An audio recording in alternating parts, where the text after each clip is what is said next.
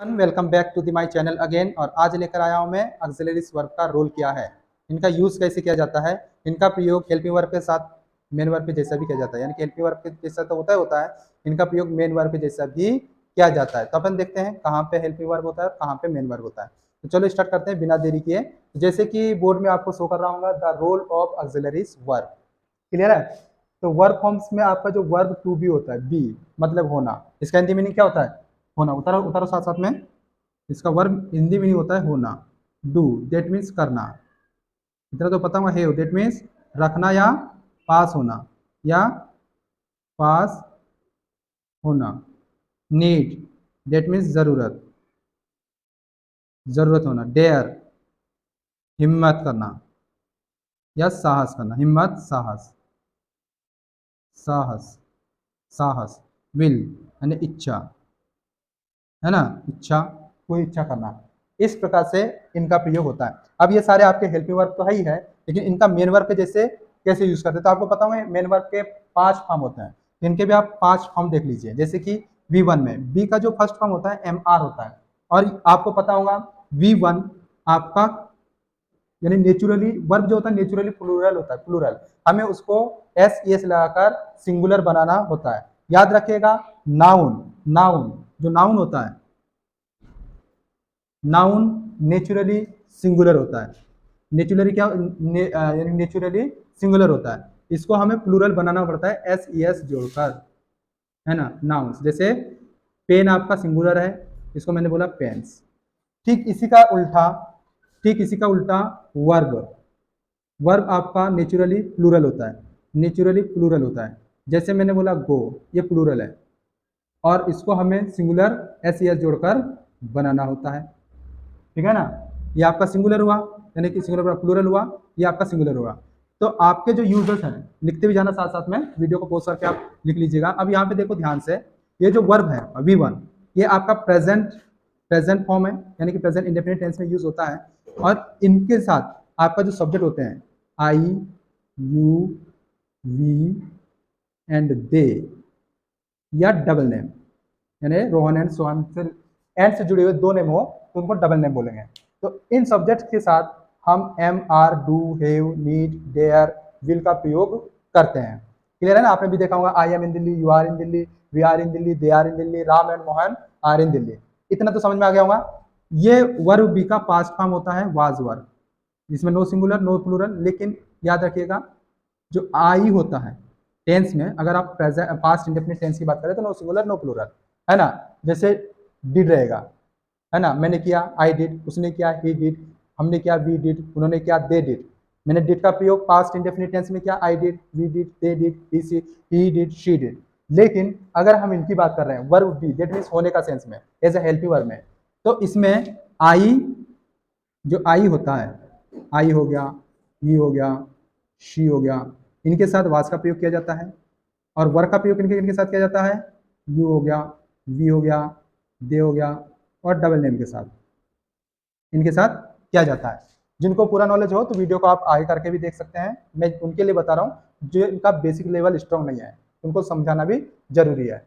B का third form होता है और V3 आपका कहाँ यूज होता है? परफेक्ट में, यानी कि present perfect tense, past perfect tense. इसको हम पास्ट पार्टिसिपल फॉर्म भी बोलते हैं। जब पार्टिसिपल फॉर्म पढ़ेंगे तो उसमें समझ में आएगा। बीइंग आपका ING वाला फॉर्म होता है, तो बी का बीइंग हो जाता है। और ये जो पांचवा फॉर्म है आपका, ये प्रेजेंट इंडेफिनिट टेंस का सिंगुलर फॉर्म, यानी कि आपका SES जोड़कर, मैंने बताया था वर्ब नेचुरली प्लूरल होता है, उसमें SES जोड़कर सिंगुलर बनाते हैं, है ना। तो singular subject always takes the singular verb, तो सिंगुलर वर्ब ये माना जाएगा, है ना। तो ये, शी, इट या फिर राज, ये सिंगुलर सब्जेक्ट हुए। तो सिंगुलर सब्जेक्ट के साथ हमें सिंगुलर वर्ब लेना होता है। हमें वर्ब को सिंगुलर बनाने के लिए SES जोड़ना पड़ता है। हमें वर्ब को सिंगुलर बनाने के लिए SES जोड़ना पड़ता है, क्योंकि ये नेचुरली प्लूरल होता है। तो हमने SES जोड़कर इसको सिंगुलर बनाया और सिंगुलर वर्ब सब्जेक्ट के साथ यूज किया। प्लूरल सब्जेक्ट के साथ नेचुरली वर्ब प्लूरल होता है, तो प्लूरल सब्जेक्ट के साथ प्लूरल वर्ब का यूज किया। इतना समझ में आया। देखो वर्ब भी का आपका फर्स्ट फॉर्म है MR, सेकंड फॉर्म है वाज वर्ब, थर्ड फॉर्म है बीन, फोर्थ फॉर्म है बीइंग और फिफ्थ फॉर्म है इज। डू का होगा did, do, first form, second form did, third form done, fourth form doing, fifth form does. Have had, had, having, has, need, needed, needed, needing, needs, dare, dared, dared, daring, dares. Aman, साथ में बोलो। Will, willed, willed, willing, wills. है ना, clear है? तो इस प्रकार से हम इनका प्रयोग करते हैं। समझ में आ रहा है? ओके, तो चलो स्टार्ट करते हैं इनका। ये तो सारे ऑक्सिलरी वर्ब हैं और हमने इनका पांचों फॉर्म भी देखा है कि इनका पांचों फॉर्म कैसे होते हैं। अब हम नॉर्मली जानने की कोशिश करेंगे कि इनका मेन वर्ब के जैसा यूज कैसे किया जाता है। यदि व्हाइट बोर्ड में प्रॉपर आप नहीं देख पाए लाइट के कारण, तो आप, मैं पीडीएफ फाइल यहाँ पे शो कर रहा हूँ, वहां से भी आप देख सकते हो, समझ सकते हैं। जैसे कि फर्स्ट कॉन्सेप्ट कहता है, आपका फर्स्ट कॉन्सेप्ट कहता है all these auxiliary verbs are used, है ना, as auxiliary verb as well as main verb. यानी कि ये सारे ऑक्सिलरी वर्ब आपके हेल्पिंग वर्ब के जैसा तो काम करते हैं, लेकिन मेन वर्ब के जैसा भी काम करते हैं। ये सारे ऑक्सिलरी वर्ब का प्रयोग सहायक क्रिया के साथ साथ मुख्य क्रिया के रूप में भी किया जाता है। यहाँ का जो फर्स्ट कॉन्सेप्ट है, ध्यान देना, यहाँ का जो फर्स्ट कॉन्सेप्ट है, उस फर्स्ट कॉन्सेप्ट कहता है यदि ऑक्सिलरी वर्ब के बाद मेन वर्ब का प्रयोग हो तो वह ऑक्सिलरी वर्ब हेल्पिंग वर्ब का काम करता है। चलो सेंटेंस का स्ट्रक्चर देखते हैं। सबसे पहले आपका सब्जेक्ट होता है, उसके बाद ऑक्सिलरी वर्ब होता है और उसके बाद आपका मेन वर्ब होता है। यहाँ पे देखो ऑक्सिलरी वर्ब आपका हेल्पिंग वर्ब का काम कर रहा है, क्योंकि ऑक्सिलरी वर्ब के जस्ट बाद आपका मेन वर्ब का प्रयोग किया गया है और ये V3 और V4 है। और आपको पता होगा हमने V3 परफेक्ट टेंस में यूज़ किए थे और V4 अपने कॉन्टिन्यूस टेंस में यूज़ किए थे। दैट मीन्स उनके सामने हम हेल्पिंग वर्ब का यूज़ करते हैं, जैसे कि I am going to school. Am आपका हेल्पिंग वर्ब है, यहाँ पे आई है गोन टू स्कूल, जिसमें गोन आपका मेन वर्ब है, जिसमें V3 लगता है। गलती से यहाँ पे 4 हो गया है, देख लीजिए, उसको हम V3 कर लेते हैं। तो इसके साथ में हैव अर्थ यानी कि यूजलेस, दैट मीन्स मीनिंगलेस है, मीनिंगफुल नहीं है, इसका कोई अर्थ नहीं होता है, क्योंकि हैव का प्रॉपर मीनिंग रखना होता है। समझ में आ गया होगा? तो इस प्रकार से यदि ऑक्सिलरी वर्ब के बाद मेन वर्ब का प्रयोग हो तो वह ऑक्सिलरी वर्ब हेल्पिंग वर्ब का काम करता है। यदि व्हाइट बोर्ड में आप प्रॉपर नहीं देख पाए तो ये पीडीएफ फाइल है, इसमें आप प्रॉपर रूप से देख सकते हैं और समझ सकते हैं। याद रखना V3 V4 हमेशा हेल्पिंग वर्ब लेता है। दूसरा कॉन्सेप्ट कहता है यदि ऑक्सिलरी वर्ब के बाद मेन वर्ब का प्रयोग नहीं बल्कि कोई अन्य वर्ड का प्रयोग किया जाए तो वह ऑक्सिलरी वर्ब मेन वर्ब का काम करता है, यानी कि मेन वर्ब कहलाता है।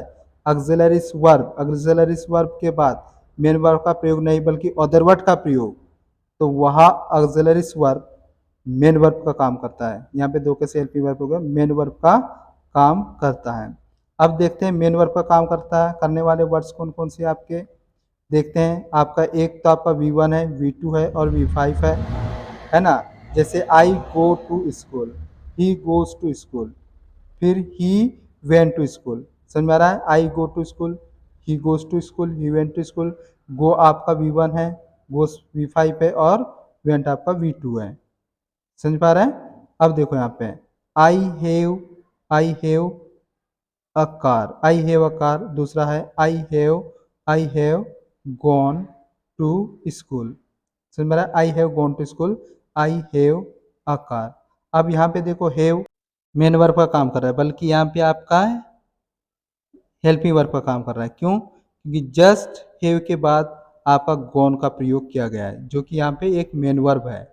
क्या है? और कॉन्सेप्ट यही कहता है कि अगर ऑक्सिलरी वर्ब के बाद मेन वर्ब का प्रयोग किया जाए तो वह आपका हेल्पिंग वर्ब का काम करेगा। और ऊपर वाले में देखो ए कार, दैट मीन्स आपका मेन वर्ब का प्रयोग नहीं बल्कि अदर वर्ड का प्रयोग किए हैं, इसके कारण से आपका हैव मेन वर्ब का काम कर रहा है। जिसका ख्याल रखना है, बहुत अच्छा कॉन्सेप्ट है।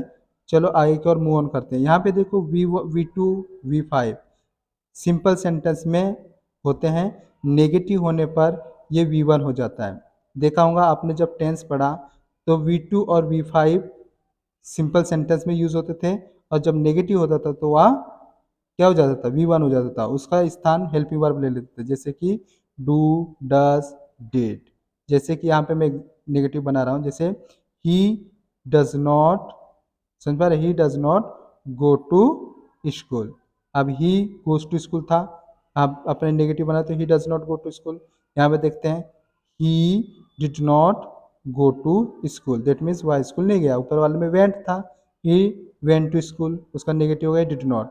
दैट मीन्स जो मेन वर्ब का काम था अब वो हेल्पिंग वर्ब करने लगा, यानी कि उसका जो फॉर्म था वो चेंज हो गया और गो आपका V1 में आ गया। वेंट जो था V1 में हो गया, गोज आपका V1 में, गोज आपका V5 था जो V1 में परिवर्तित हो चुका है। समझ में आया होगा, बहुत अच्छा कॉन्सेप्ट था। अगर व्हाइट बोर्ड में आपको देखने में प्रॉब्लम हो रही थी तो मैंने PDF फाइल ऑन कर दिया है, आप यहाँ से देख के समझ सकते हैं। चलो लास्ट कॉन्सेप्ट है, नोट का प्रयोग auxiliary verb that means helping verb के साथ किया जाता है, मेन वर्ब के साथ नहीं किया जाता है। क्योंकि कुछ स्टूडेंट्स होते हैं जो मेन वर्ब के साथ ही नोट का प्रयोग करने लगते हैं। जैसे मैंने बोला ही गोज टू स्कूल, तो जब नहीं सब नेगेटिव हुआ, नॉट आया तो ओके तो जैसे कि he does not go to school, यहाँ पे डज आपका हेल्पिंग वर्ब हुआ जिसके साथ नॉट का प्रयोग किया गया है, और आपका गोज जो था गो में चेंज हो गया, यानी V1 में चेंज हो गया। ही वेंट टू स्कूल, तो हमने क्या किया, he did not go to school. हमने एक पार्टिकुलर हेल्पिंग वर्ब ले आया, उसका सेकंड फॉर्म यूज किया, क्योंकि अब वो नौकर का काम कर रहा है इसलिए हेल्पिंग वर्ब ही चेंज होगा, तो उसका डू का डिड हो गया, यानी कि डू का सेकंड फॉर्म लगा दिए और वेंट को गो में परिवर्तित कर दिए, वो V1 हो गया। चलो आगे लास्ट कॉन्सेप्ट है ये, वर्ब टू बी एक कमजोर वर्ब होता है, इसके साथ हर हाल में नेगेटिव होने पर नोट आता है, फिर चाहे वह हेल्पिंग वर्ब के रूप में हो या मेन वर्ब के रूप में।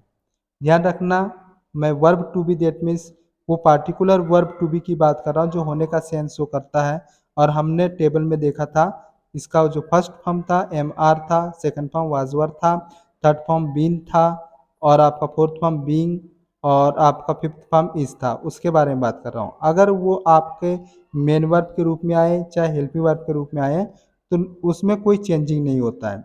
जैसे कि यहाँ पे शो कर रहा है यू आर ए स्टूडेंट, जिसमें ए स्टूडेंट अदर वर्ड का प्रयोग किया गया है, तो इसका मतलब आर आपका एज अ मेन वर्ब के रूप में यहाँ प्रयोग किया गया है, मेन वर्ब के जैसा। क्लियर है, ए स्टूडेंट आपका अदर वर्ड है, क्योंकि यहाँ पे ए स्टूडेंट आपका मेन वर्ब नहीं है, मेन वर्ब पहला अदर वर्ड, तो यहाँ पे आर आपका मेन वर्ब हुआ, तो नेगेटिव होने पर you are not a student, that means आपका जो वर्ब टू भी कमजोर होता है, इसके कारण से हम मेन वर्ब होने के बावजूद भी हेल्पिंग वर्ब के साथ नोट लगा दे रहे हैं। अब दूसरा देखते हैं, देखिए आपका I am going to school, देखे आपने I am going to school, जिसमें गोइंग आपका मेन वर्ब है और एम आपका हेल्पिंग वर्ब है, तो ये तो हेल्पिंग वर्ब आपका जो कॉन्सेप्ट के अनुसार हेल्पिंग वर्ब के साथ नोट का प्रयोग होता है, कोई प्रॉब्लम नहीं है। अगर आप व्हाइट बोर्ड में प्रॉपर नहीं देख पाए तो मैंने PDF फाइल ऑन कर दिया है, आप यहाँ से भी देख के समझ सकते हैं। आई होप आपको समझ में आ गया होगा कॉन्सेप्ट।